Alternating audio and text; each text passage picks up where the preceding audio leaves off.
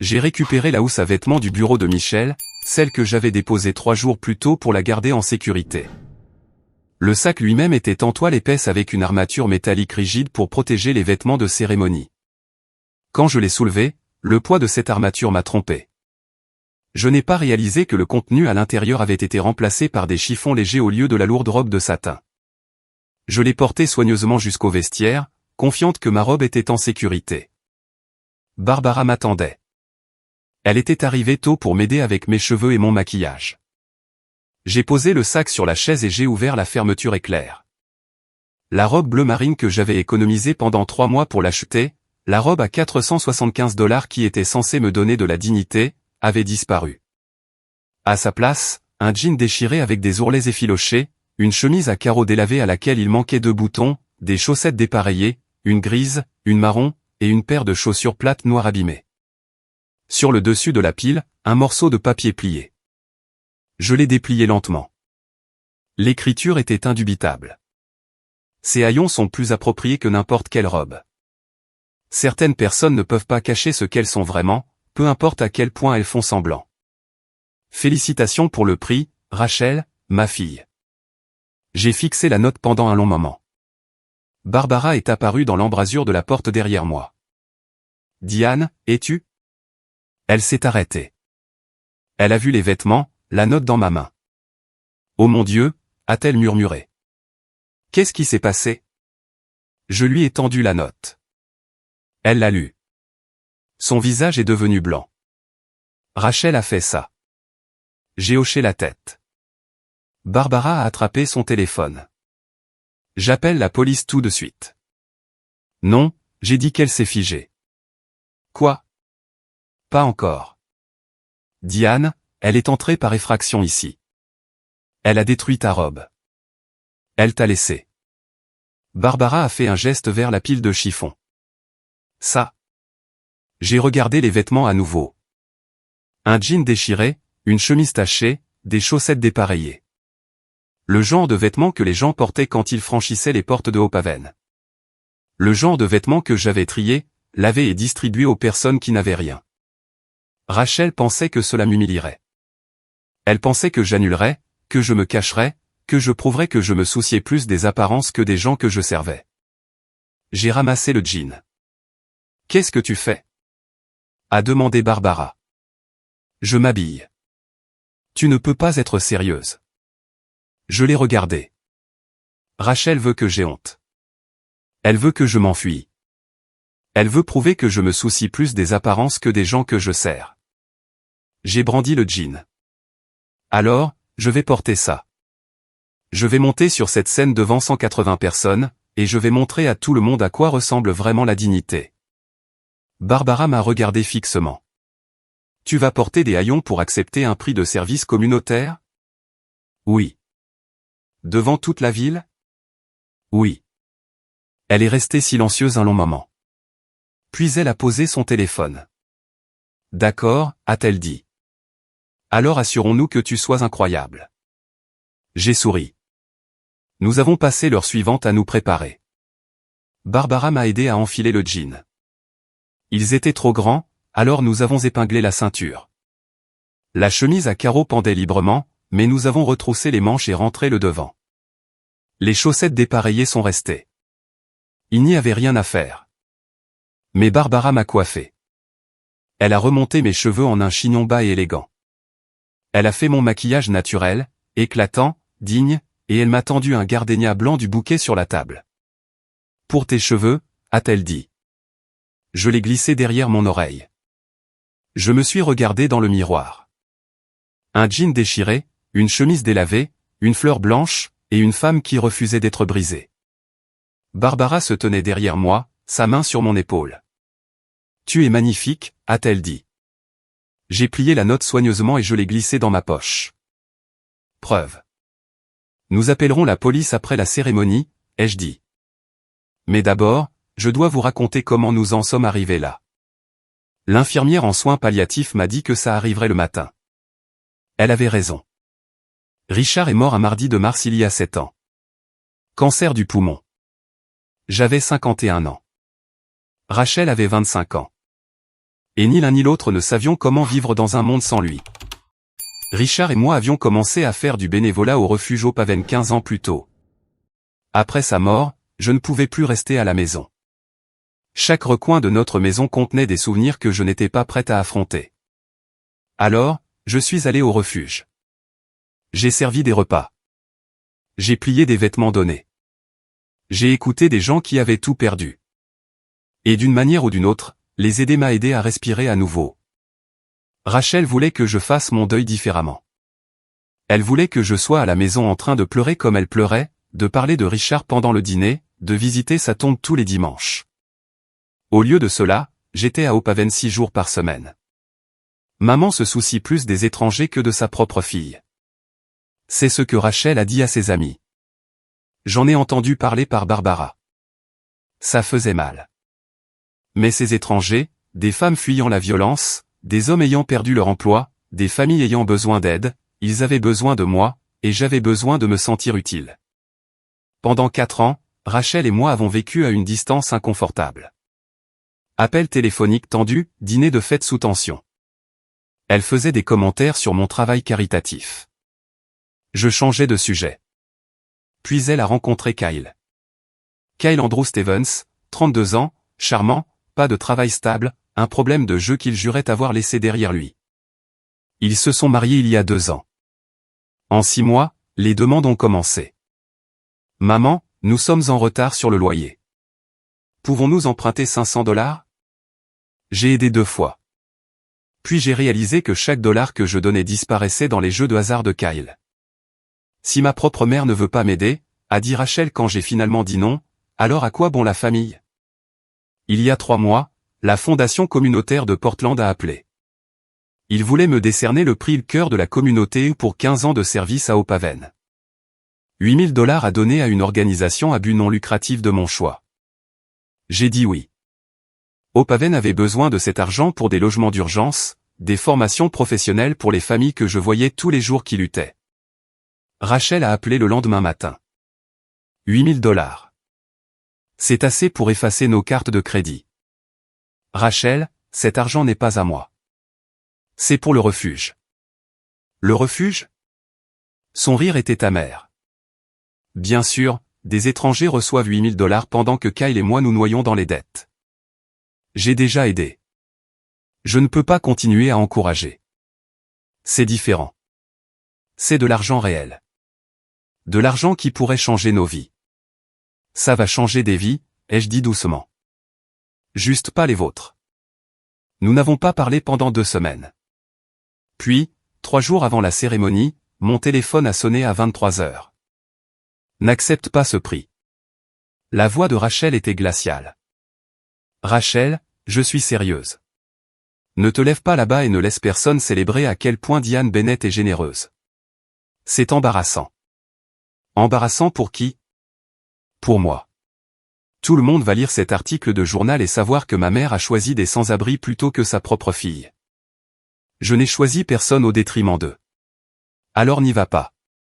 N'accepte pas l'argent. Ne le donne pas à des gens qui ne comptent même pas. Ma main s'est serrée sur le téléphone. Ils comptent pour moi plus que je ne compte pour eux. C'est évident. Son souffle était vif. Vas-y, maman. Accepte ton prix. Prends tes $8 000. Donne-les à qui en a besoin. Mais ne t'attends pas à ce que je reste assise là à sourire pendant que tout le monde célèbre à quel point c'est merveilleux d'être abandonné. Elle a raccroché. Je suis restée assise dans l'obscurité pendant longtemps après cela. J'aurais dû savoir alors, j'aurais dû entendre la menace sous ses mots. J'aurais dû réaliser que Rachel n'était pas seulement en colère, elle préparait quelque chose. Mais je ne l'ai pas fait. Je suis allé me coucher en pensant que le pire était derrière nous. Pensant qu'elle se calmerait, peut-être qu'elle sauterait la cérémonie, peut-être qu'elle appellerait pour s'excuser. Je ne savais pas que Rachel et Kyle avaient déjà fait leur plan. Ma fille a épousé un homme qui voyait des signes de dollars là où je voyais de la dignité. Kyle Andrew Stevens. Quand Rachel l'a ramenée à la maison il y a 3 ans, j'ai essayé de voir ce qu'elle voyait. Le charme, les grands projets. Tout ce que je voyais, c'était des drapeaux rouges. Pas de travail stable. Un sourire trop facile. La façon dont il regardait tout comme s'il en calculait la valeur. Ils se sont mariés il y a 2 ans. Petite cérémonie. J'ai payé la moitié. La famille de Kyle n'a pas contribué. Plus tard, j'ai appris qu'ils avaient cessé de lui prêter de l'argent des années plus tôt. J'aurais dû demander pourquoi. En quelques mois, la vérité a éclaté. Kyle jouait en ligne, poker, paris sportifs, applications de casino. Il appelait ça investir. Chaque dollar que Rachel gagnait à un travail de vente au détail, 16 $ de l'heure, disparaissait dans ses comptes. Il y a 6 mois, Kyle a perdu son emploi dans la construction. Rachel a dit que son patron était injuste. J'ai découvert plus tard qu'il avait été surpris en train de voler des fournitures. Les demandes ont commencé immédiatement. Maman, nous sommes en retard sur le loyer. Maman, la voiture de Kyle a été saisie. J'ai aidé 2 fois, 1000 $ au total. Puis j'ai arrêté parce que ça n'aidait pas. C'était de l'encouragement. 4 mois avant la cérémonie, Rachel a appelé. Elle avait besoin de 5000 $. La dette de carte de crédit de Kyle. J'ai dit, non, Rachel, je ne peux pas continuer à donner de l'argent qui va directement au jeu de hasard de Kyle. Il ne joue plus. Les promesses ne paient pas les dettes. Kyle a besoin d'aide professionnelle, pas d'argent. Alors, je me noie et ma propre mère ne veut pas m'aider. Je ne regarderai pas Kyle nous entraîner tous les deux. Elle a raccroché. Nous n'avons pas parlé pendant 2 semaines. C'est à ce moment-là que Kyle a appris l'existence du prix. 8000 $ attachés à mon nom. Il a commencé à travailler sur Rachel. 8000 $ pourraient effacer nos cartes, dirait-il. Nous faire avancer. Et elle le donne à des étrangers. Cet argent est pour le refuge. Le refuge, bébé. Nous perdons notre appartement et elle choisit des gens au hasard plutôt que nous. J'ai appris ces conversations plus tard grâce aux preuves policières, aux témoignages. Kyle était bon à ça. Il a pris les vieilles blessures de Rachel, son ressentiment depuis la mort de Richard, son sentiment que j'avais choisi au Paven plutôt qu'elle, et les a ravivés. Elle s'est toujours plus souciée d'eux, dirait-il. Rachel a essayé de résister. Je sais qu'elle l'a fait. Mais Kyle était implacable. Et si elle ne pouvait pas accepter le prix, a-t-il suggéré. Et si quelque chose se passait qui l'embarrassait tellement qu'elle devait annuler? Kyle, c'est cruel. Elle est cruelle avec nous. Nous perdons tout pendant qu'elle aide des étrangers. La colère de Rachel.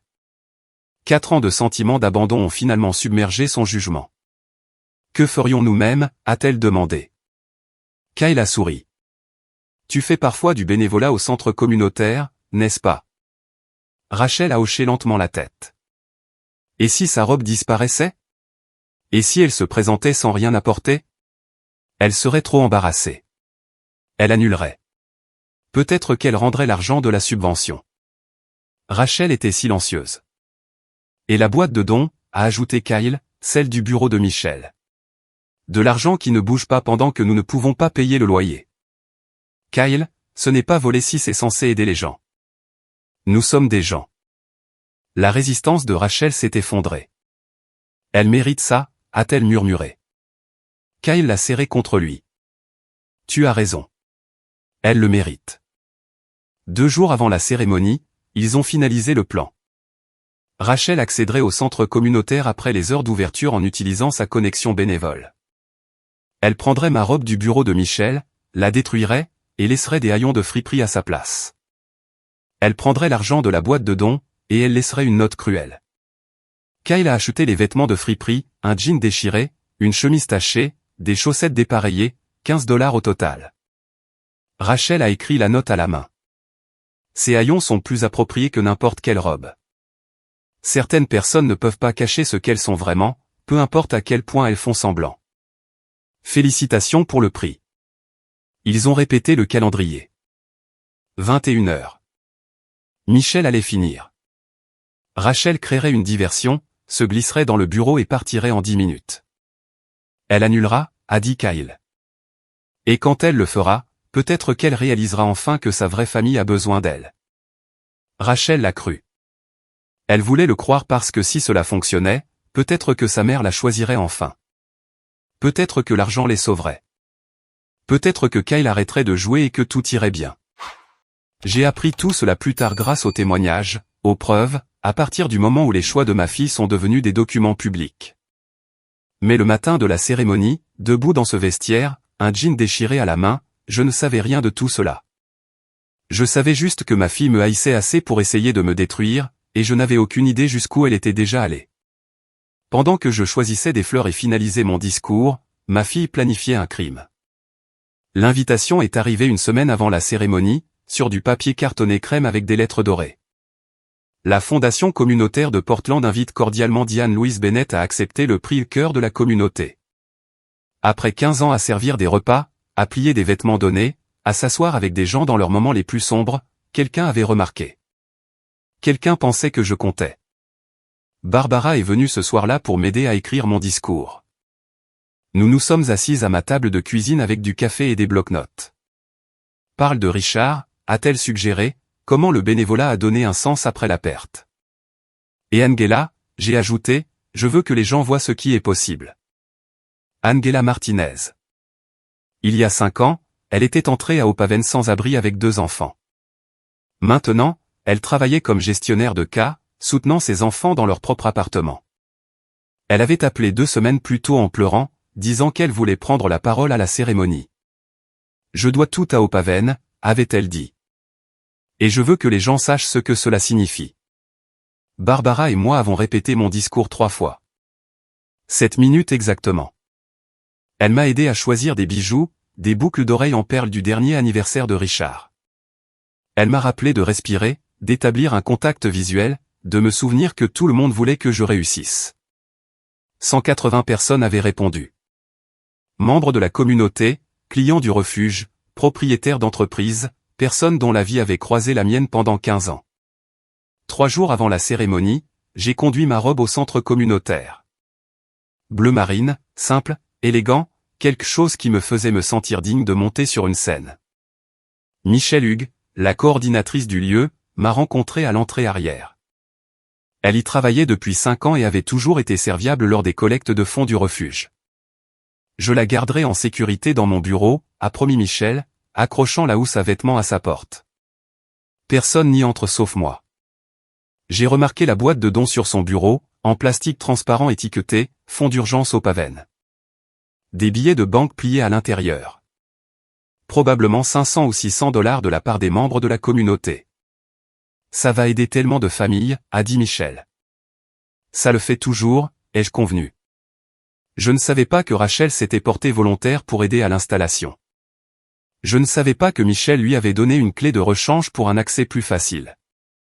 Je ne savais pas que ma fille avait déjà été à l'intérieur de ce bureau, vu ma robe, vu la boîte de dons pleine d'argent. Je suis rentrée chez moi reconnaissante. 3 jours avant la cérémonie, mon discours était prêt. Ma robe était en sécurité. Angela serait là. Barbara serait là. Tout se mettait en place. 2 jours avant la cérémonie, Rachel était au centre communautaire, marchant dans le couloir vide, vérifiant les lignes de vue, calculant le timing, s'assurant qu'elle savait où se trouvait le bureau de Michelle quand le personnel partait, combien de temps elle aurait. Ce même matin, Kyle est allé à Goodwill et a acheté un jean déchiré, une chemise tachée et des chaussettes dépareillées pour 15 $. Il a ri en payant, disant à Rachel qu'ils étaient parfaits, exactement ce qu'un cas de charité porterait. Je ne savais rien de tout cela. La veille de la cérémonie, je me suis couché tôt. Je voulais être reposée, présente, prête à accepter cet honneur avec grâce. J'ai rêvé de Richard. Dans le rêve, il était assis au premier rang, souriant comme il le faisait quand il était fier. Quand je me suis réveillé à l'aube, je l'ai senti avec moi. J'ai fait du café, pris une longue douche, préparé un pantalon simple et un pull pour le trajet jusqu'au lieu, je me changerai dans ma robe là-bas dans le vestiaire quelques heures avant la cérémonie. Je n'avais aucune idée que ma robe était déjà partie. Aucune idée qu'à 21 h la veille au soir, alors que je rêvais de Richard, Rachel avait utilisé sa clé pour entrer dans le centre communautaire. Aucune idée de ce qu'elle avait fait dans le bureau de Michelle, aucune idée que lorsque j'ouvrirais cette housse à vêtements ce matin, tout changerait. Je veux raconter l'histoire d'Angela avant de raconter ce qui s'est passé ensuite. Il y a 5 ans, par un froid après-midi de novembre, une femme a franchi les portes de Opaven, portant un sac de sport d'une main et tenant 2 jeunes enfants de l'autre. Angela Martinez, 35 ans, une fille de 8 ans, un fils de 6 ans, $43 en poche, tout ce qu'elle possédait. J'étais à la réception ce jour-là. Je pouvais voir la peur dans ses yeux, la façon dont elle tenait ses enfants près d'elle, protectrice et désespérée. Son œil gauche était enflé. Une ecchymose fanée courait le long de sa mâchoire. « J'ai besoin d'aide », a-t-elle dit doucement. Je ne sais pas où aller d'autre. Je me suis levé, j'ai contourné le bureau, je l'ai regardé dans les yeux. « Bienvenue chez vous », ai-je dit. Nous allons trouver une solution ensemble. Angela avait quitté son mari 3 jours plus tôt. Des années d'abus. Je n'ai pas demandé de détails. Elle n'en a pas offert. Ce qui importait, c'est qu'elle avait finalement pris ses enfants et franchi la porte. Elle était restée chez une amie pendant 2 nuits jusqu'à ce que le propriétaire découvre les personnes supplémentaires. Maintenant, elle n'avait nulle part où aller, pas de famille à Portland, pas d'argent au-delà de ses $43, pas de travail. Elle était restée à la maison avec ses enfants pendant 8 ans. J'ai juste besoin d'un endroit sûr, m'a-t-elle dit, sa voix brisée, un endroit où il ne pourra pas nous trouver. Nous l'avons installée dans un logement d'urgence ce jour-là, une petite chambre avec 2 lits jumeaux et un lit de camp pour son fils. Salle de bain partagée dans le couloir. Pas grand-chose, mais c'était chaud et sûr et à elle. Au cours des mois suivants, j'ai vu Angela reprendre vie. Je l'ai mise en contact avec les services sociaux. L'aide juridique l'a aidée à déposer une ordonnance de restriction. Elle s'est inscrite à des cours de formation professionnelle, compétences informatiques, rédaction de CV, préparation d'entretien. Je me suis assise avec elle et je l'ai aidée à rédiger son tout premier CV. Le plus difficile était la garde d'enfants. Angela ne pouvait pas travailler sans quelqu'un pour s'occuper de ses enfants, mais la garderie coûtait de l'argent qu'elle n'avait pas. Heureusement, Opaven avait un partenariat avec une organisation à but non lucratif locale qui offrait une garde d'enfants subventionnée aux familles en crise. 6 mois après avoir franchi nos portes, Angela a obtenu son premier emploi, réceptionniste dans une clinique médicale. $15 de l'heure, a-t-elle pleuré dans mon bureau quand elle a reçu l'offre. Je n'ai pas gagné mon propre argent depuis presque une décennie, a-t-elle dit, les larmes coulant sur son visage. J'ai oublié ce que ça faisait d'avoir de la valeur. Tu as toujours eu de la valeur, lui ai-je dit. Maintenant, tu vas le prouver à toi-même. 2 ans après ce jour de novembre, Angela a emménagé dans son propre appartement. Une chambre, qu'elle partageait avec sa fille. Son fils dormait sur un canapé-lit dans le salon. Mais c'était chez elle. Son nom sur le bail, sa clé à la main, ses enfants s'épanouissaient. Bonne note, nouveaux amis, thérapie pour les aider à guérir de ce qu'ils avaient vu. Angela a gravi les échelons. De la réception aux dossiers médicaux, des dossiers médicaux à la gestion de bureau. Elle était intelligente, fiable, déterminée. Les gens l'ont remarqué. 3 ans après ce froid après-midi de novembre, il y a 2 ans maintenant, Angela est devenue elle-même gestionnaire de cas dans une organisation de services familiaux. $45 000 par an, assurance maladie, congés payés, une stabilité qu'elle n'avait jamais imaginée possible. Elle aidait d'autres femmes qui franchissaient les portes comme elle l'avait fait. Effrayées, sans le sou, désespérées que quelqu'un les considère comme dignes d'être sauvées. Le mois dernier, Angela m'a appelé. Diane, j'ai entendu parler du prix du cœur de la communauté. Je veux être là. Je veux dire quelque chose. Angela, bien sûr. Mais je ne suis qu'une personne. Non. Sa voix était ferme. Tu es la personne qui m'a regardé dans les yeux il y a 5 ans et m'a dit, bienvenue chez toi. Qui n'a pas vu un cas de charité ou une statistique, qui a vu une personne qui valait la peine d'être investie. Je n'ai pas discuté. Les gens avaient besoin de dire merci. Cela faisait partie de leur guérison, de leur clôture. Qu'est-ce que tu veux dire, ai-je demandé. Je veux dire aux gens ce que la dignité signifie vraiment. Que ce n'est pas ce qu'il y a dans votre compte bancaire ou les vêtements que vous portez. C'est d'être traité comme si vous comptiez. Comme si vous méritiez qu'on se montre pour vous. J'ai souri. C'est magnifique, Angela, et parfait.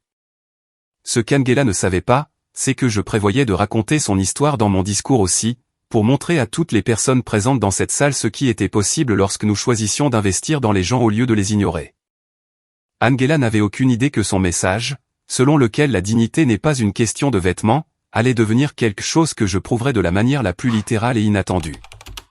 Ce soir-là, je me tiendrais sur une scène en jean déchiré et chemise tachée, non par choix, mais parce que ma fille volerait ma robe et me laisserait sans rien d'autre.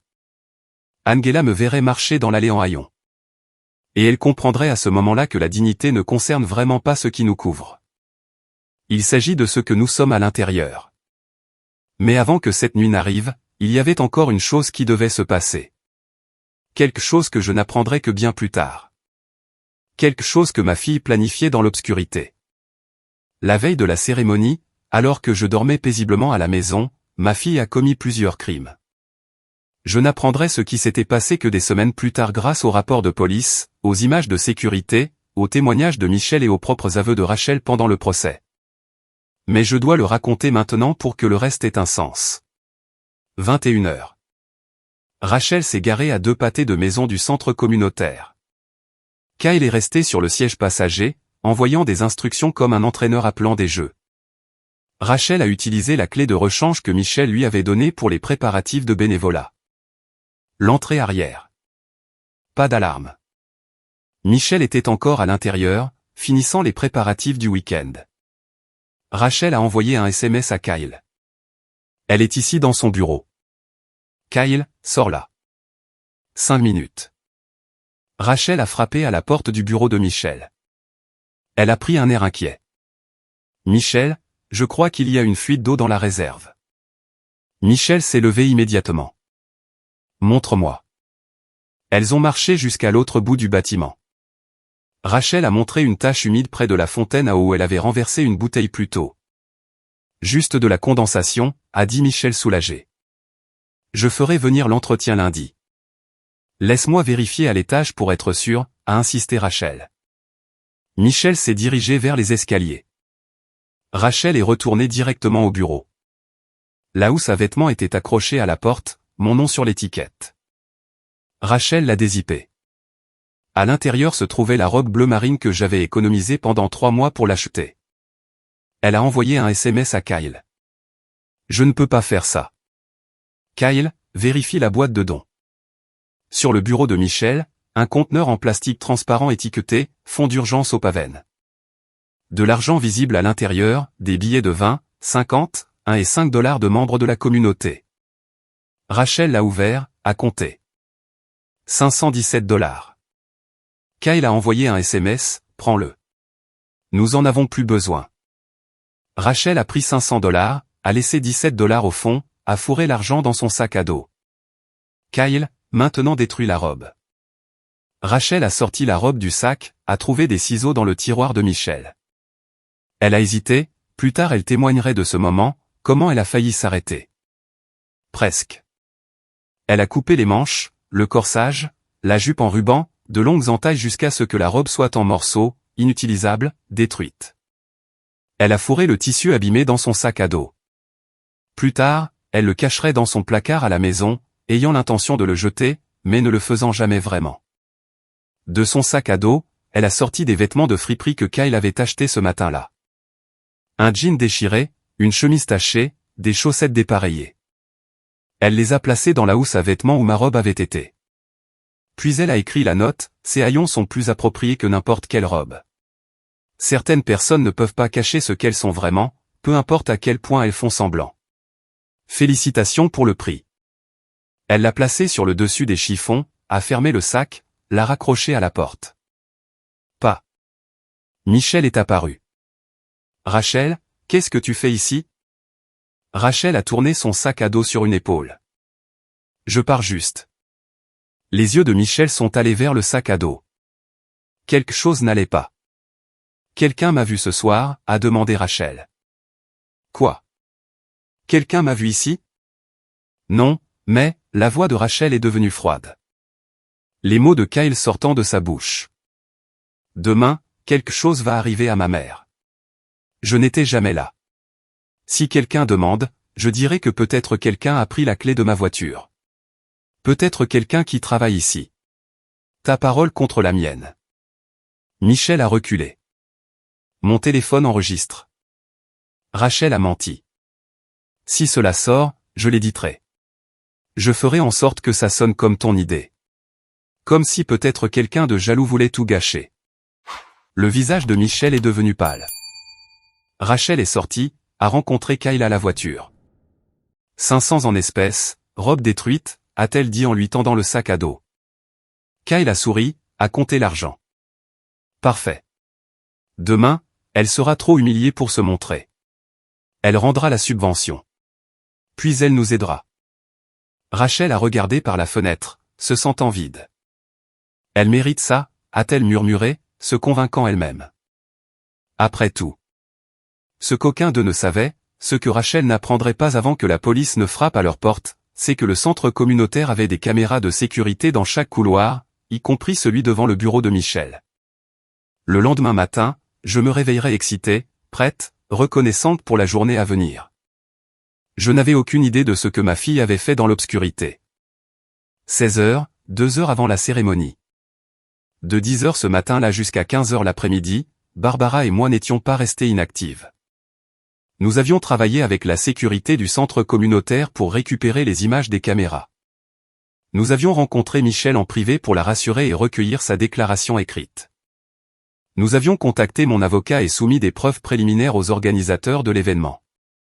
À 15 heures, après avoir examiné les images de sécurité avec mon avocat, j'avais passé un appel à la police de Portland. J'avais signalé le vol, l'effraction, les preuves, mais j'avais fait une demande. Je leur avais demandé d'attendre. Je dois faire cela publiquement. J'ai dit à l'officier, je dois que ma fille entende la vérité devant la communauté devant laquelle elle a tenté de m'humilier. Après mon discours, je vous donnerai le signal. Ensuite, vous pourrez procéder à l'arrestation. L'officier a hésité, puis a accepté. 2 détectives en civil étaient postés à l'extérieur du centre communautaire à 17 heures, attendant mon appel. À 16 heures, quand tout a été légalement documenté, nous nous sommes finalement tournés vers l'étape la plus importante, me préparer à porter cette tenue spéciale sur scène. Barbara se tenait dans l'embrasure de la porte du vestiaire, les bras croisés, me regardant étaler le jean déchiré et la chemise à carreaux délavés sur le comptoir. « Es-tu sûr de ça ?» a-t-elle demandé. Je l'ai regardé dans le miroir. Je n'ai jamais été aussi sûr de rien. Elle a hoché la tête lentement. Alors faisons en sorte que tu sois inoubliable. Mais d'abord, nous avions encore une chose à vérifier. La boîte de dons de Hopaven. Elle était gardée dans le bureau de Michel, une boîte en acrylique transparent étiquetée « Fonds d'urgence Hopaven ». Les gens y déposaient de l'argent tout au long de la semaine, et je les ramassais tous les lundis. Barbara et moi avons descendu le couloir jusqu'au bureau de Michel. La boîte était sur l'étagère. Je l'ai soulevée. Elle était presque vide. Je l'ai ouverte et j'ai compté les billets à l'intérieur. 17 $. Mon estomac s'est noué. Il devrait y avoir plus de 500 $ ici, ai-je dit. La mâchoire de Barbara s'est serrée. Appelle Michel. Je l'ai fait. Michel a répondu au deuxième coup de sonnerie. Diane. Michel, la boîte de dons. Combien y avait-il dedans hier? Il y a eu une longue pause. Je ne sais pas. Michel. Sa voix s'est brisée. Rachel est venue à mon bureau hier soir. Elle a dit que si je disais quoi que ce soit, elle s'assurerait que je perde mon emploi. Elle a dit que personne ne me croirait. J'ai fermé les yeux. Combien a-t-elle pris? J'ai compté il y a 2 jours. Il y avait 517 $. 517 $. Des dons de personnes qui voulaient aider des familles à payer leur loyer, à acheter des provisions, à garder les lumières allumées. Rachel avait tout volé. Merci de me l'avoir dit, ai-je dit. Nous allons nous en occuper. J'ai raccroché. Barbara m'a regardé. C'est du vol. Du grand vol. Je sais. Et la police attend dehors votre signal. Je sais. Nous sommes restés là un instant, la boîte de dons vide entre nous. Puis Barbara a redressé ses épaules. Préparons-toi. Nous sommes retournés au vestiaire. Barbara m'a aidé à enfiler le jean, épinglant la taille pour qu'il ne tombe pas. Elle a retroussé les manches de la chemise à carreaux et a rentré le devant soigneusement. Elle m'a tendu les chaussettes dépareillées. Celle-ci reste, a-t-elle dit. Elles font partie de l'histoire. Puis elle m'a coiffé. Elle a remonté mes cheveux en un chignon bas et élégant. Elle a glissé un gardénia blanc derrière mon oreille, une fleur du bouquet destinée au podium des récompenses. Elle a fait mon maquillage, naturel, éclatant, digne. Et enfin, elle m'a tendu les boucles d'oreilles en perles que Richard m'avait offertes pour notre 20e anniversaire. Je les ai mises. Je me suis regardé dans le miroir. Un jean déchiré, une chemise délavée, des chaussettes dépareillées, des chaussures plates noires et une fleur blanche dans mes cheveux. Barbara se tenait derrière moi, les yeux humides. « Tu ressembles à une reine », a-t-elle dit. J'ai souri. Je ressemble à toutes les personnes que j'ai jamais servies. J'ai glissé la note dans ma poche. Preuve. À 17h55, Barbara a vérifié sa montre. C'est l'heure. J'ai pris une inspiration. Nous avons marché ensemble jusqu'aux portes du grand hall. J'ai pu entendre le murmure des voix à l'intérieur. 180 personnes attendaient. Dehors, 2 détectives étaient assis dans une voiture banalisée, attendant mon appel. Barbara m'a serré la main. Prête? J'ai hoché la tête. Allons leur montrer ce que la dignité signifie vraiment. Les portes se sont ouvertes. Les portes se sont ouvertes. Je suis entré dans le grand hall. La foule est devenue silencieuse. 180 personnes se sont tournées pour regarder. Près du devant, Angela Martinez s'est à moitié levée de son siège, le visage frappé d'inquiétude. Elle semblait prête à se précipiter à mes côtés, mais j'ai légèrement levé la main, juste assez pour qu'elle me voie. Un petit geste qui disait « Je vais bien. Fais-moi confiance ». Elle s'est assise lentement, les mains serrées, ses yeux suivant chacun de mes pas avec une profonde compréhension. J'ai descendu l'allée centrale en jean déchiré, chemise à carreaux délavés et chaussettes dépareillées. Mes cheveux étaient remontés en un chignon élégant. Un gardénia blanc était glissé derrière mon oreille. Des boucles d'oreilles en perles, celles que Richard m'avait offertes pour notre 20e anniversaire, scintillaient sous les lumières. Le silence était assourdissant. Puis les murmures ont commencé. C'est quoi qu'elle porte? Qu'est-ce qui s'est passé? J'ai continué à marcher. Au 3e rang, j'ai vu Rachel. Son visage était pâle, ses yeux grands ouverts sous le choc. Rachel était assise là, arrogante et aveugle. Elle croyait que Michel était trop terrifié pour la dénoncer. Elle croyait que moi, une mère qui a toujours soigné les apparences, préférerait simuler une maladie et me cacher à la maison plutôt que de me présenter en haillons comme ça. Elle était venue assister à mon humiliation, sans jamais imaginer qu'elle était assise là à attendre sa propre arrestation. À côté d'elle, le visage de Kyle s'est tordu en un sourire narquois. Il s'est penché et lui a chuchoté quelque chose. Elle n'a pas répondu. Barbara marchait 3 pas derrière moi, le menton haut, ses yeux défiant quiconque de dire un mot. J'ai atteint le devant de la salle. La scène était décorée de roses blanches et de verdure. Un podium se tenait au centre. Derrière, une bannière indiquait « Prix du cœur de la communauté en l'honneur de Diane Louise Bennett ». Robert James Anderson, l'animateur de la soirée, se tenait près du podium. Son visage était devenu pâle. Il me regardait fixement, la confusion et le choc inscrits sur son expression. J'ai monté les marches jusqu'à la scène. La foule était toujours silencieuse. Robert s'est vite ressaisi. C'est un professionnel. Il avait animé des dizaines d'événements comme celui-ci, mais je pouvais voir les questions dans ses yeux. Il s'est avancé et m'a serré la main. « Diane » a-t-il dit doucement. « Et tout va bien ?» J'ai souri. Tout est exactement comme ça devrait être. Il a hésité. Puis il a hoché la tête et s'est écarté. J'ai marché jusqu'au podium. 180 visages me regardaient. Certains avaient l'air confus. Certains avaient l'air préoccupés. Certains avaient l'air mal à l'aise. Au 3e rang, Rachel était figée. Ses mains serraient les accoudoirs de sa chaise. J'ai ajusté le microphone. « Bonsoir », ai-je dit.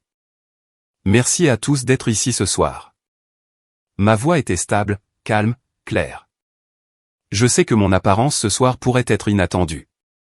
Quelques rires nerveux ont parcouru la foule, mais je veux vous raconter une histoire. Une histoire de dignité, de service, de ce que cela signifie vraiment de se montrer pour les gens. J'ai mis la main dans ma poche et j'ai sorti la note pliée. Ce matin, j'ai ouvert ma housse à vêtements et j'ai découvert que ma robe, celle que j'avais économisée pendant 3 mois pour l'acheter, avait disparu. La salle est redevenue silencieuse. À sa place, j'ai trouvé un jean déchiré, une chemise tachée, des chaussettes dépareillées, et cette note. Je l'ai dépliée et je l'ai brandie. La note venait de ma fille, Rachel. Des murmures ont parcouru la foule. J'ai regardé directement Rachel, et je vais vous la lire maintenant. Le visage de Rachel est devenu blanc. Ses haillons sont plus appropriés que n'importe quelle robe. Certaines personnes ne peuvent pas cacher ce qu'elles sont vraiment, peu importe à quel point elles font semblant. Félicitations pour le prix.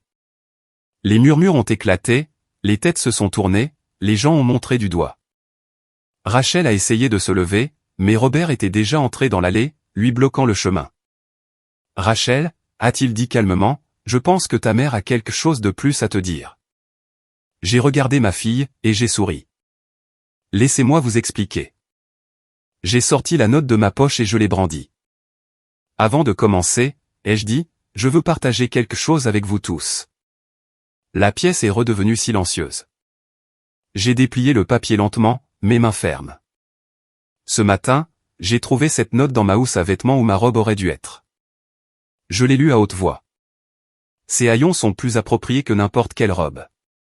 Certaines personnes ne peuvent pas cacher ce qu'elles sont vraiment, peu importe à quel point elles font semblant. Félicitations pour le prix. Les murmures ont commencé immédiatement, bas, incertains, confus. J'ai laissé les mots s'installer. Puis j'ai levé les yeux. Ma fille Rachel a écrit ça. Des murmures ont parcouru la foule.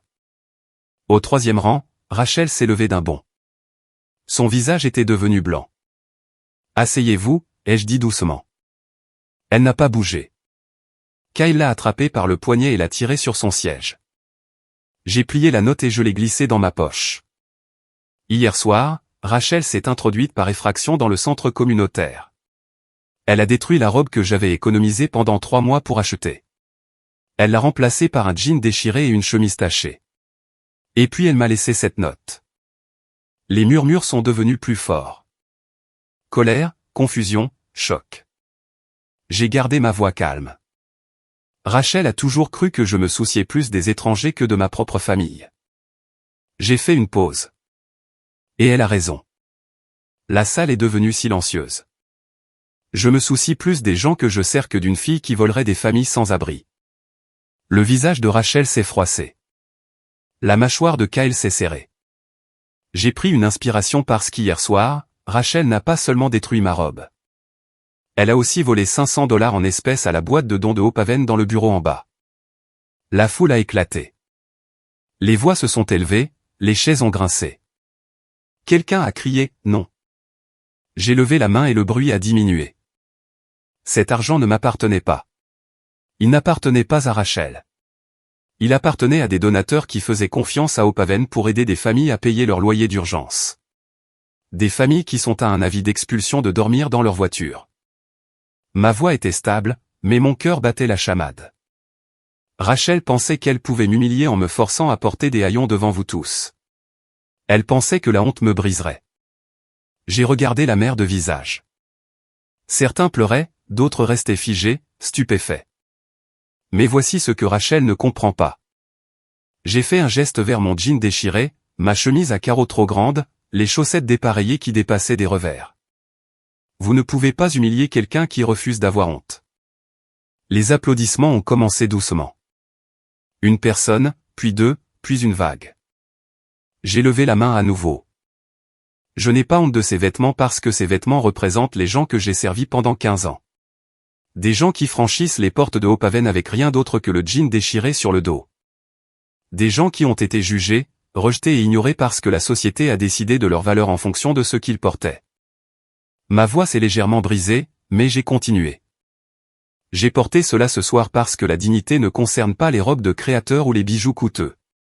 La dignité consiste à se montrer. Il s'agit de voir les gens, de les voir vraiment et de dire « vous comptez ». Vous avez votre place.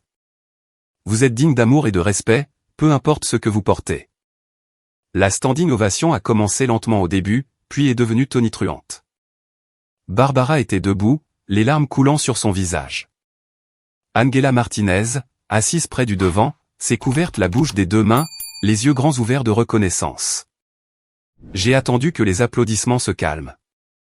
Il y a 5 ans, une femme est entrée à Opaven avec 2 enfants et $43 à son nom. Elle fuyait un mari violent. Elle n'avait pas d'emploi, pas de maison, pas de plan, juste de l'espoir. J'ai souri, et elle est ici ce soir.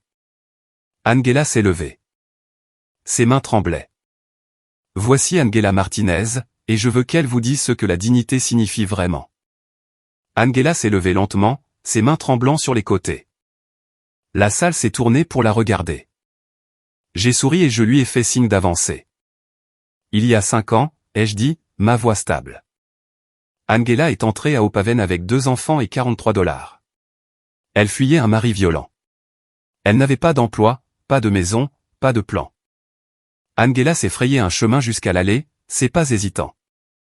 La foule a regardé en silence.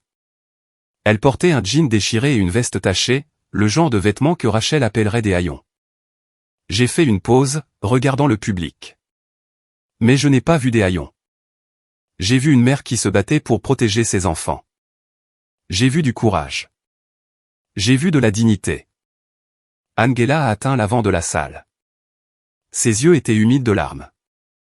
Angela, ai-je dit doucement. Voudrais-tu venir ici? Elle a monté les marches de la scène. Je lui ai pris la main.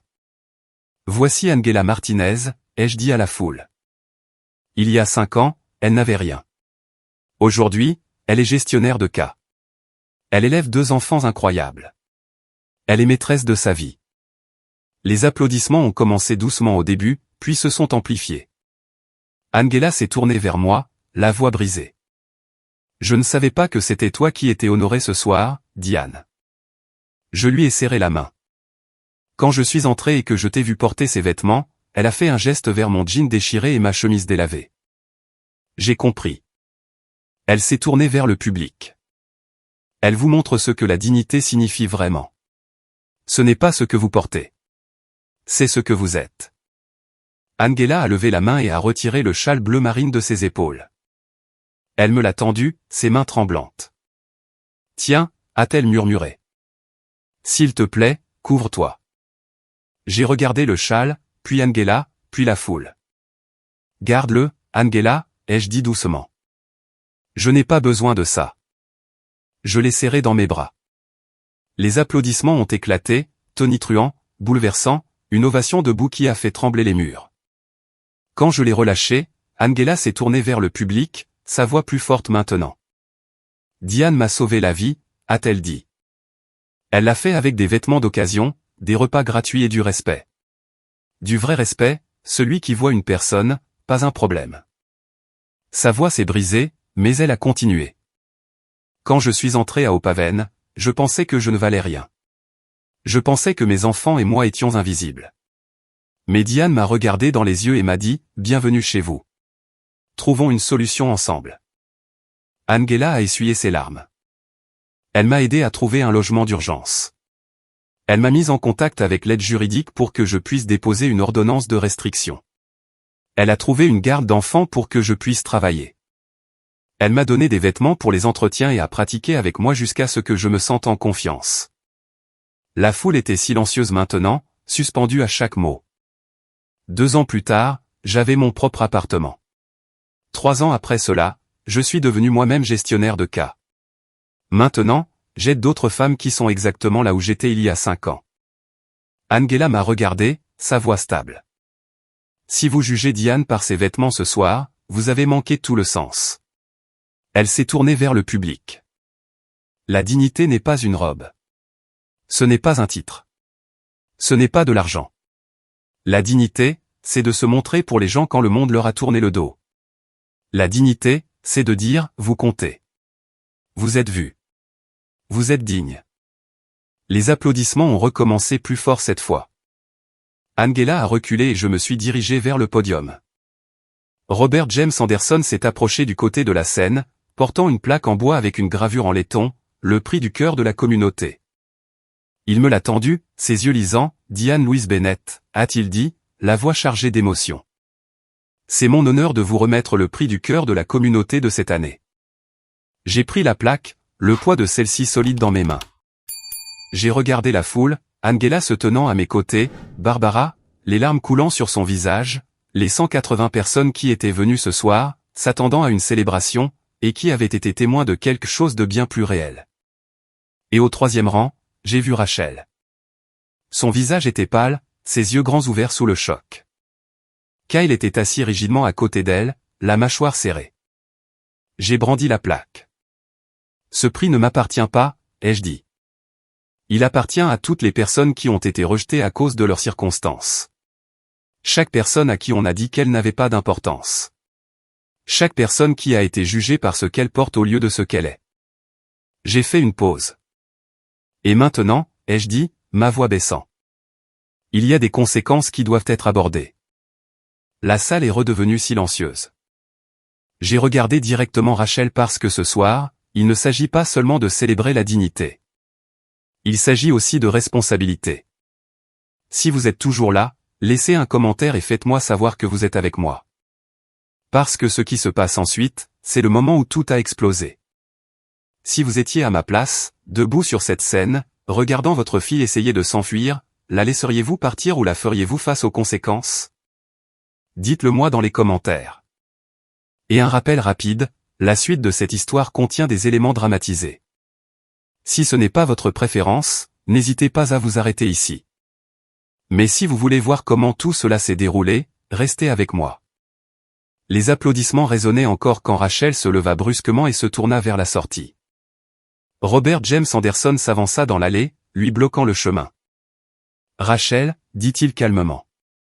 Je pense que ta mère a quelque chose de plus à te dire. » Kyle se leva d'un bond. « Allons-y, siffla-t-il. C'est une affaire de famille. » Barbara se leva de son siège près du devant. « En fait, dit-elle, c'est une affaire pour la police, et ils sont déjà là. » Un murmure parcourut la foule. J'ai sorti mon téléphone de ma poche et j'ai composé le numéro que j'avais enregistré cet après-midi-là. « Nous sommes prêts, ai-je dit doucement. » La foule devint silencieuse. 180 personnes se tournèrent pour regarder. Je m'avançai, tenant toujours le microphone. « Rachel, dis-je, voudrais-tu expliquer ce qui s'est passé hier soir ?» Le visage de Rachel devint blanc. Barbara brandit son téléphone. « Michel Hughes a fait une déclaration, dit-elle. Rachel a utilisé une clé de rechange pour accéder au bureau hier soir. Elle a volé $500 à la boîte de dons de Hopaven. » Des murmures parcoururent la pièce. Michel se leva lentement de son siège près du fond, ses mains tremblantes. « Rachel m'a menacé, dit Michel, la voix brisée. Elle a dit que personne ne me croirait, mais je ne peux plus me taire. » Robert se tourna vers Kyle et Rachel. « Le centre communautaire dispose de caméras de sécurité, dit-il. Tout a été enregistré. » Le visage de Kyle se tordit de rage. « C'est ridicule, cria-t-il. » Il s'élança et poussa violemment Robert dans la poitrine. Robert trébucha en arrière et s'écrasa contre une table, serrant son épaule. La pièce éclata. 3 hommes du public se précipitèrent et maîtrisèrent Kyle. « La police est déjà là, cria quelqu'un. Les portes à l'arrière du hall s'ouvrirent. 2 détectives en civil entrèrent, suivis de 2 policiers en uniforme. Ils attendaient dehors depuis 17 heures, attendant mon signal. Maintenant, ils étaient là. Un officier s'approcha de Kyle, qui était toujours retenu par les 3 hommes. « Monsieur, j'ai besoin que vous vous calmiez. » Kyle tenta de se dégager. L'officier lui passa les menottes derrière le dos. Le 2e officier se tourna vers Rachel. « Madame, vous êtes en état d'arrestation pour cambriolage, vol, destruction de biens et intimidation de témoins. » Les genoux de Rachel fléchirent. Elle sanglota tandis que l'officier lui lisait ses droits. Barbara s'approcha des officiers, tenant un dossier. « J'ai des preuves, dit-elle. La déclaration écrite de Michel Hughes, des photos de la boîte de dons, la note laissée par Rachel et les images de sécurité du centre communautaire montrant Rachel entrant dans le bâtiment hier soir à 21h. Elle tendit le dossier à l'un des officiers. L'officier hocha la tête. Nous aurons besoin des déclarations de toutes les personnes qui ont été témoins de l'agression ce soir, et nous aurons besoin que mademoiselle Bennett se rende au poste demain pour déposer une plainte formelle. Il se tourna vers moi. Madame, pouvez-vous faire cela? J'ai hoché la tête. J'y serai. Kyle et Rachel ont été emmenés menottés. Rachel m'a regardé en arrière, le visage strié de larmes. Maman, a-t-elle étouffé? Je n'ai pas répondu. Les portes se sont refermées derrière eux. La pièce était silencieuse. 6 mois plus tard, j'étais assise dans une salle d'audience. 6 mois plus tard, j'étais assise dans une salle d'audience au tribunal du comté de Multnomah à Portland. Le processus avait été long.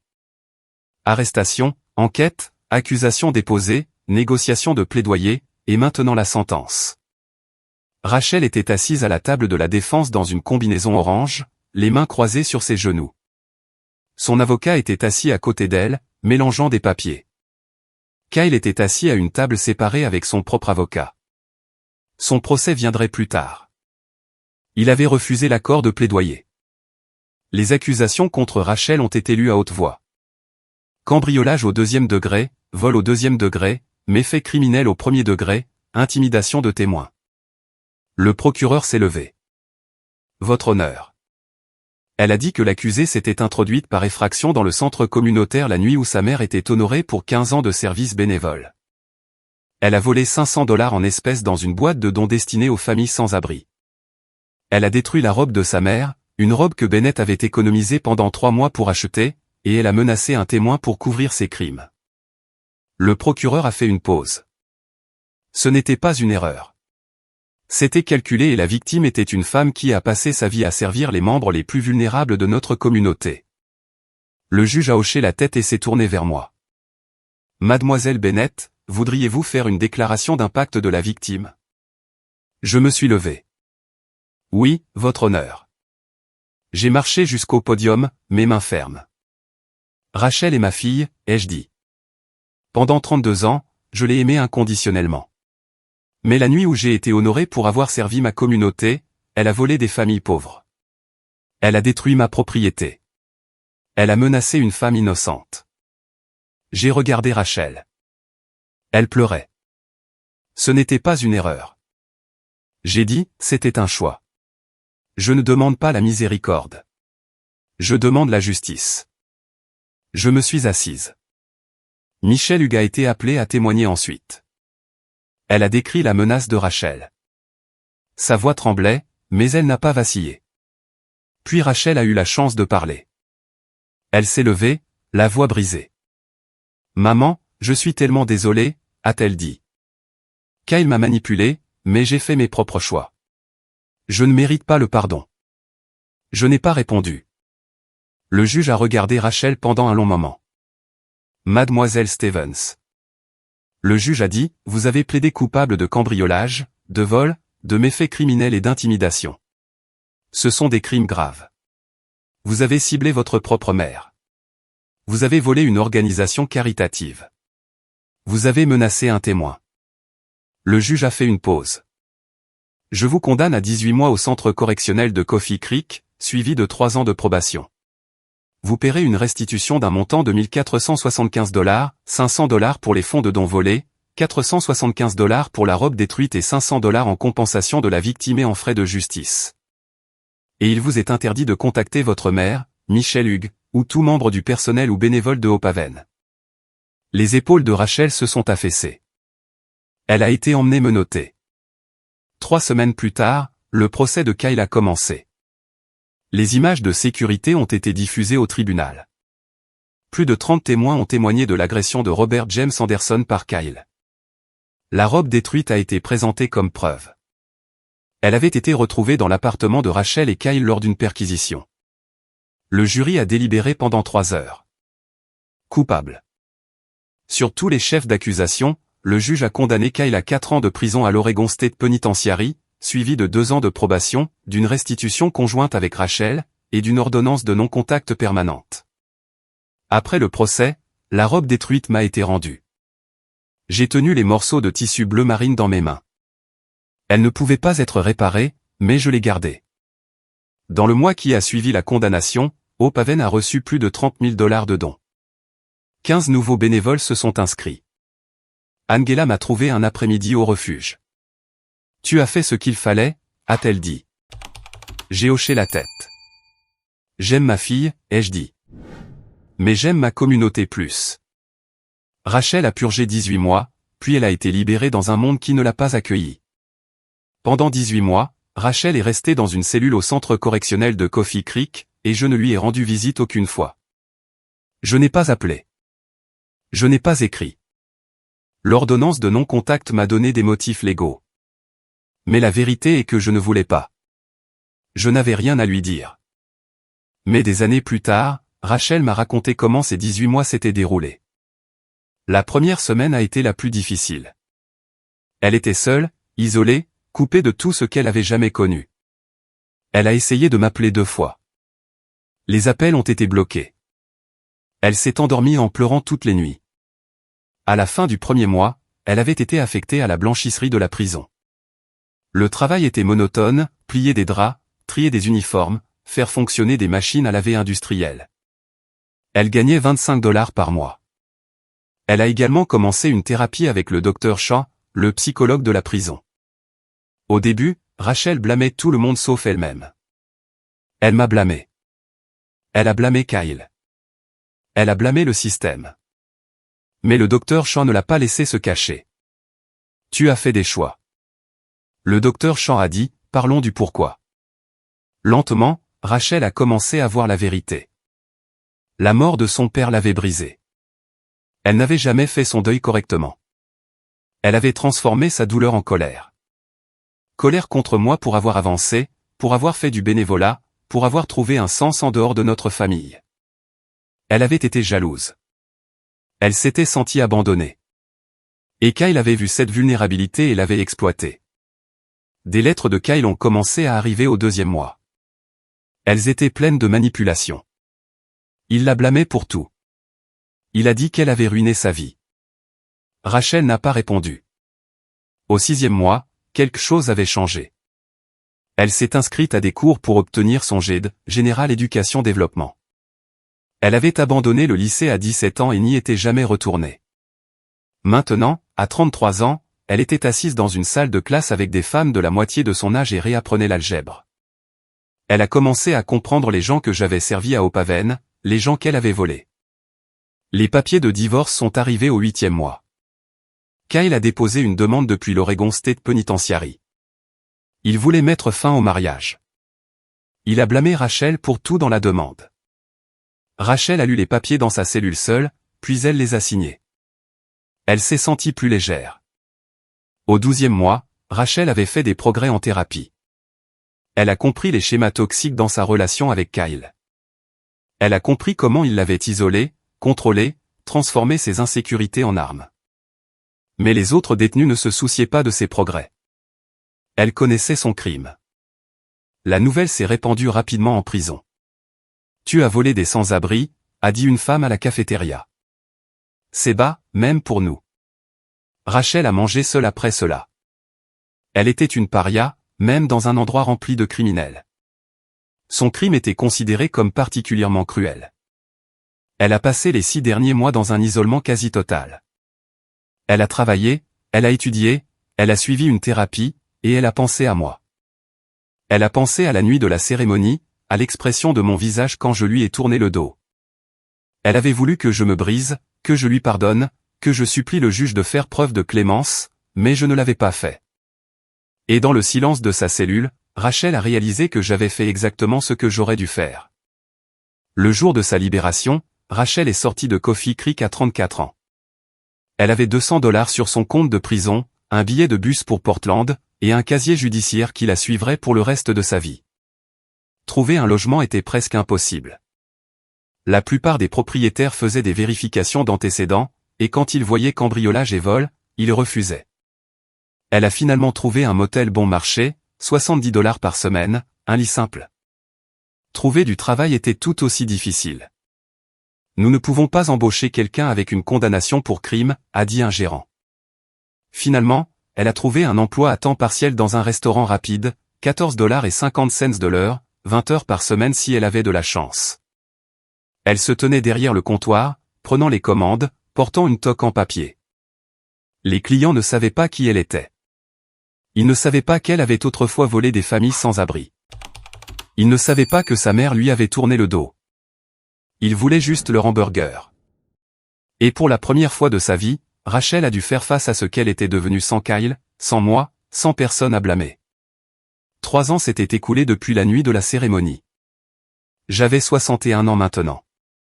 Rachel avait 35 ans. Nous vivions dans la même ville, mais nous existions dans des mondes entièrement différents. Le monde de Rachel était petit et silencieux. Elle vivait seule dans un studio dans l'est de Portland. 350 pieds carrés, $650 par mois. Une seule fenêtre donnant sur un parking où personne ne souriait jamais. Elle travaillait de nuit chez Fred Meyer, rangeant les étagères quand le magasin était vide. $15.50 de l'heure, 30 heures par semaine, juste assez pour survivre. Chaque mois, $50 étaient déduits de son salaire pour la restitution. Elle avait payé $900 jusqu'à présent, il restait $575. Elle était toujours en probation. Chaque mois, elle s'asseyait en face de l'agent Torres et confirmait qu'elle avait respecté les règles. Couvre-feu à 22 heures, pas de contact avec moi, pas de violation. Elle n'avait pas d'amis, personne à appeler quand la solitude devenait insupportable, personne avec qui passer Thanksgiving ou Noël. Elle faisait du bénévolat au refuge Saint-Francis 2 fois par semaine en utilisant son deuxième prénom, Marie, pour que personne ne la reconnaisse comme la femme qui avait volé des familles sans abri. Elle servait des repas en silence. Elle triait les dons comme je le faisais autrefois. Elle essayait de racheter ce qu'elle avait fait, mais ce n'était jamais suffisant. Elle allait en thérapie toutes les 2 semaines.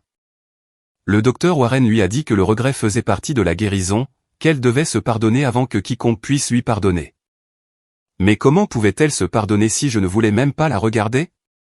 Rachel a violé l'ordonnance de non-contact 2 fois.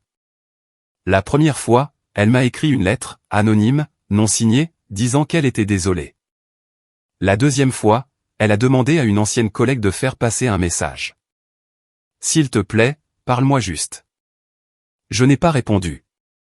J'ai transmis les 2 preuves à l'agent Torres. Rachel a reçu 50 heures de service communautaire supplémentaires et un avertissement, une violation de plus, et elle retournerait directement à Coffee Creek.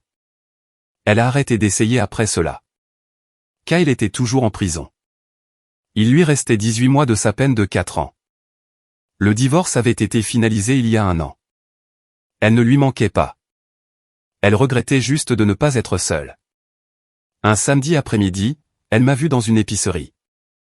J'achetais des fleurs. J'avais l'air en bonne santé, heureuse, en paix. Rachel est restée figée dans l'allée des produits frais, me regardant derrière un étal de pommes. Elle voulait s'approcher pour dire quelque chose, n'importe quoi. Mais elle ne l'a pas fait. Elle a tourné les talons et est partie avant que je ne puisse la voir parce qu'elle connaissait la vérité. J'en avais fini avec elle. Et peut-être que j'avais tout à fait le droit de l'être. Mon monde, en revanche, était plein. J'étais en bonne santé. J'étais heureuse. Je me suis investie à Opaven. Je ne pensais plus à Rachel tous les jours. Certaines semaines, je n'y pensais pas du tout. Les chèques de restitution arrivaient chaque mois, déposés sur le compte de Opaven par mon avocat. Je n'ouvrais jamais les enveloppes. Je ne voulais pas voir son nom. Les gens me demandaient si elle me manquait. Non. J'avais tracé une ligne il y a 3 ans et je ne l'avais pas franchie depuis. Pas de contact, pas de pardon. Peut-être jamais. Je n'étais pas en colère. Je n'étais pas amer. J'en avais juste assez. J'avais passé 32 ans à aimer une fille qui avait volé les personnes que je servais, détruit quelque chose pour lequel j'avais travaillé dur et menacé une femme innocente pour couvrir ses crimes. Je ne lui devais rien. Je devais tout à ma communauté. Et donc je me suis montré. Chaque semaine, je servais des repas, triais les dons, écoutais des histoires. J'aidais les gens à trouver un emploi, un logement, de l'espoir. Angela et moi prenions toujours un café 1 fois par mois. Ses enfants s'épanouissaient. Elle avait été promue gestionnaire de cas principal. Tu m'as sauvé la vie, a-t-elle dit un jour. Tu as sauvé la tienne, ai-je répondu. Je me suis juste montré. Barbara faisait du bénévolat avec moi tous les samedis. Elle ne posait jamais de questions sur Rachel. Elle savait ce qu'il fallait. J'avais une vie pleine de sens, pleine de gens qui comptaient. Rachel n'en faisait pas partie. Mais parfois tard le soir, je pensais à elle. Je pensais à la petite fille qui me tenait la main à l'épicerie. L'adolescente qui a pleuré sur mon épaule quand son père est mort. La fille que j'avais aimée pendant 32 ans. Et je me demandais si elle allait bien. Mais je n'ai pas tendu la main parce que le pardon n'est pas quelque chose que l'on donne simplement parce que quelqu'un le veut. Le pardon est quelque chose que l'on donne quand on est prêt. Si jamais on l'est. Et je ne l'étais pas. Pas encore. Les gens me demandaient si je lui pardonnerais un jour. Laissez-moi répondre à ça. Les gens me demandent si j'ai pardonné à Rachel. La réponse est non. Et je n'ai pas à le faire. 3 ans se sont écoulés depuis cette nuit-là. J'ai 61 ans maintenant. Rachel a 35 ans et je suis en paix. Après le procès, quelque chose d'inattendu s'est produit. Hope Haven a reçu plus de $50 000 de dons. Des gens de tout le pays avaient entendu l'histoire de la mère qui s'était tenue sur scène en haillons et avait refusé d'avoir honte. Ils voulaient aider. Nous avons ajouté 15 nouveaux lits. Nous avons embauché 2 gestionnaires de cas supplémentaires. Au cours des 3 dernières années, nous avons aidé 47 personnes à obtenir un logement stable. 47 familles qui ont maintenant les clés de leur propre porte d'entrée. 47 personnes à qui on a dit qu'elles n'avaient pas d'importance jusqu'à ce que quelqu'un se présente et leur prouve le contraire. La photo de moi sur scène cette nuit-là est accrochée dans le hall principal du refuge. Maintenant, elle est encadrée de bois simple. Pas d'or, pas de glamour, juste moi debout à un podium en jean déchiré, une chemise à carreaux délavés, des chaussettes dépareillées et un gardenia blanc glissé derrière mon oreille. Les nouveaux clients s'arrêtent et la regardent fixement. « Qui est-ce » demande-t-il. Angela Martinez leur raconte l'histoire. « C'est Diane » dit Angela. Elle a 45 ans maintenant, une gestionnaire de cas principale, une mère de 2 adolescents épanouis, une femme qui est entrée à Hope Haven il y a 5 ans avec $43 et 2 enfants terrifiés et qui en est sortie 2 ans plus tard avec un emploi, un appartement et sa vie retrouvée.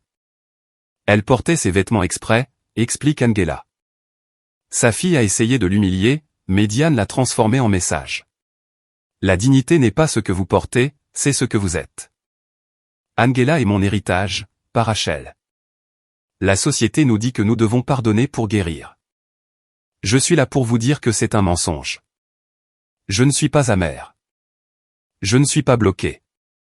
Je ne suis pas consumé par la colère. Je suis libre. Certaines personnes guérissent par le pardon. Je guéris par les limites. Les deux sont également valables. Rachel voulait m'humilier parce qu'elle pensait que je me souciais plus des étrangers que d'elle. Elle avait raison. Parce que des étrangers ne m'ont jamais volé. Des étrangers n'ont jamais détruit quelque chose pour lequel j'ai travaillé 3 mois pour acheter. Des étrangers n'ont jamais essayé de saboter la nuit où j'ai été honoré pour les avoir servis. J'ai choisi ma communauté plutôt que ma fille, et je ne le regrette pas. La robe détruite, ou ce qu'il en reste, est encadrée dans mon bureau, non pas comme une blessure, mais comme un rappel. La note cruelle que Rachel a laissée est à côté. Ces haillons sont plus appropriés que n'importe quelle robe. Cette note a permis de collecter $50 000. Elle a aidé à construire une aile d'extension à Hope Haven. Elle a aidé 47 personnes à trouver un logement. Rachel l'a voulu comme une humiliation. Je l'ai transformé en héritage. Sur mon bureau, il y a une photo de Richard, mon mari, l'homme qui m'a appris que aimer les gens ne signifie pas tolérer le mal. Protège ta paix d'abord. Il disait toujours, je le fais. Alors, laissez-moi vous dire quelque chose. Vous n'êtes pas obligé de pardonner aux gens qui vous ont fait du mal. Vous n'êtes pas obligé de laisser des personnes toxiques revenir dans votre vie simplement parce qu'elles font partie de votre famille. Vous n'êtes pas obligé de sacrifier votre paix pour la culpabilité de quelqu'un d'autre. Le pardon est facultatif. Les limites sont essentielles. La dignité n'est pas négociable. Si quelqu'un essaie de vous humilier, rappelez-vous ceci. Vous ne pouvez pas humilier quelqu'un qui refuse d'avoir honte. Je me suis tenu sur cette scène en jean déchiré et je l'ai assumé. J'ai transformé la cruauté en un symbole de force. Et j'ai construit quelque chose de beau à partir des débris. Peut-être qu'un jour Rachel prouvera qu'elle a changé. Peut-être qu'elle passera le reste de sa vie à servir les personnes qu'elle a autrefois volées. Peut-être qu'elle redeviendra quelqu'un que je peux respecter à nouveau. Peut-être pas. Quoi qu'il en soit, je suis en paix. J'ai 61 ans. J'ai passé les 3 dernières années à faire exactement ce que je devais faire. Me montrer pour les gens qui ont besoin de moi, fixer des limites avec les gens qui me font du mal, et construire une vie pleine de sens. Rachel a fait ses choix. J'ai fait les miens. Et je ne regrette aucun d'entre eux. C'est mon histoire. C'est mon héritage. Et c'est ma vérité. Vous avez entendu mon histoire maintenant. Une de ces histoires de drames familiaux dont les gens chuchotent mais parlent rarement à voix haute. J'ai 61 ans, une grand-mère, même si mes petits-enfants ne me connaîtront jamais. Rachel n'a pas d'enfants. Et même si elle en avait, je ne ferai pas partie de leur vie. C'est mon choix. Les gens me disent que les histoires de grand-mère devraient parler de faire des biscuits et de lire des contes au coucher. Ils disent que les grand-mères sont censées tout pardonner, tout sacrifier, aimer sans limite. Mais voici ce que j'ai appris. L'amour inconditionnel ne signifie pas tolérer le mal. Si vous tirez une leçon de mon histoire, que ce soit celle-ci. Vous avez le droit de protéger votre paix. Ne soyez pas comme moi d'une manière, n'attendez pas 32 ans pour fixer des limites. N'ignorez pas les signaux d'alarme parce que quelqu'un partage votre sang. Ne sacrifiez pas votre bien-être pour quelqu'un qui refuse de changer. Mais soyez comme moi en cela, restez ferme quand vous savez que vous avez raison. Choisissez votre communauté. Construisez un héritage qui compte. Les histoires de drames familiaux comme la mienne ne sont pas rares. Elles arrivent tous les jours. Des enfants adultes manipulent des parents vieillissants. Des familles se volent mutuellement. L'amour est déformé en obligation. Et la société nous dit que nous devons pardonner. Je suis là pour vous dire que vous n'avez pas à le faire. Dieu pardonne. C'est son travail, pas le mien. Mon travail est de servir les gens qu'il a mis sur mon chemin, les Angela de ce monde, ceux que la société a oubliés, ceux qui avaient besoin de dignité plus que de jugement. Je les ai choisis et je les choisirai à nouveau. Les histoires de grand-mère ne sont pas toujours douces. Parfois, elles parlent de survie. Parfois, elles parlent de limites. Parfois, elles parlent de dire non à votre propre enfant pour pouvoir dire oui à 47 étrangers qui avaient besoin d'un logement. La plupart des histoires de grand-mère que vous entendez se terminent par la réconciliation et le pardon. La mienne non. Et c'est bien ainsi. C'est mon héritage. Pas une réconciliation, pas une fin heureuse, juste la paix. Alors, voici mon conseil en termes simples. Fixez des limites tôt. N'attendez pas que quelqu'un vous détruise. Choisissez les gens qui vous choisissent. Le sang ne gagne pas la loyauté, le comportement si. Le pardon est facultatif. La guérison ne l'est pas. La dignité vous appartient. Personne ne peut vous la prendre si vous ne le permettez pas. Et enfin, vous ne pouvez pas être humilié si vous refusez d'avoir honte. J'ai porté ce jean déchiré sur cette scène et je l'ai assumé. J'ai transformé la cruauté en un but. J'ai construit quelque chose de beau à partir des débris. Vous le pouvez aussi. Que votre histoire soit l'une de ces histoires de drames familiaux douloureux ou quelque chose de complètement différent, rappelez-vous ceci. C'est vous qui écrivez la fin. J'ai écrit la mienne. Maintenant, allez écrire la vôtre.